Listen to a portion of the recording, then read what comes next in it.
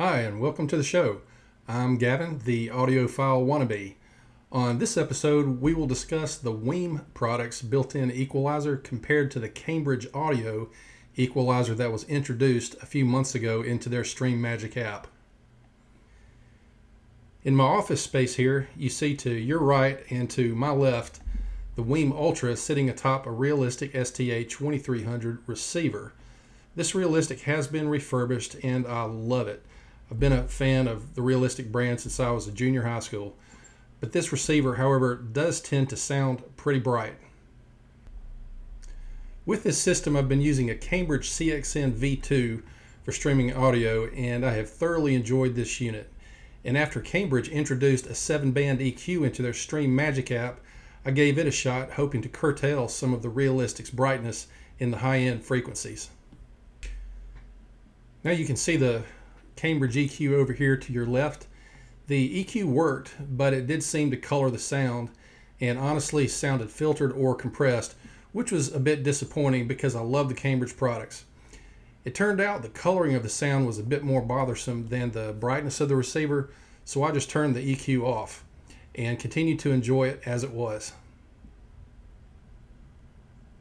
I will say that the 7-band EQ was easy to use and I did enjoy using it.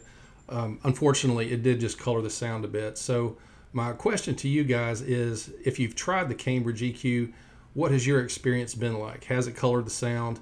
I'm really hoping that this is a user error on my part somewhere and that someone out there can simply say, hey, try this, do this, and the issue goes away.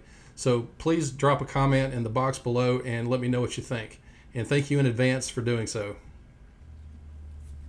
Now on to the Wiim Ultra. Long story short here is the Wiim EQ did not color the sound one bit. And here's what their EQ looks like in their app. You can see their EQ over here to the left. And I think I even like the way their EQ looks a bit more so than the Cambridge. Both of them work great. I do like the appearance a little more here. Regarding sound, however, matter of fact, the EQ was so transparent that I hooked up some GR Research RCA cables and the sound opened up and got a lot better without adding anything to the brightness.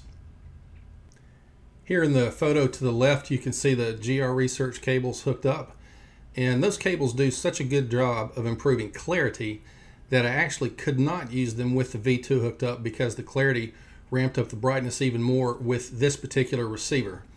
But Danny's cables paired with the Wiim Ultra, however, in my experience with this receiver, is a better match. And this is just a reminder that every system is different, and what one thing works for one person's system may not be pleasing to the next person with their system. So every situation is always unique. Having said that, the Wiim and the Realistic work great together in this room, and I would definitely recommend Wiim products if you're looking to incorporate tone controls into your streaming sound. And again, please let me know if there's something I'm missing on the Cambridge EQ. Again, I've been very pleased with the products from Cambridge that I've tried. I have the AXR100 and am convinced, to be honest with you, that this is one of the best 2-channel amplifiers on the market for the money. It's fantastic. Nothing but good experience there. And I also really like their DAC Magic 200 also. But again, if you're really looking for good tone control in your streaming, in my experience so far, the Wiim wins out. So short video today just talking about the difference between the EQ in both the Cambridge and the Wiim apps and how I've experienced it so far. And if you've got any thoughts, please share them in the comments below. And if you like the content, please subscribe to the channel and click that like button, as it will certainly help the channel grow. Thank you again and have a great day.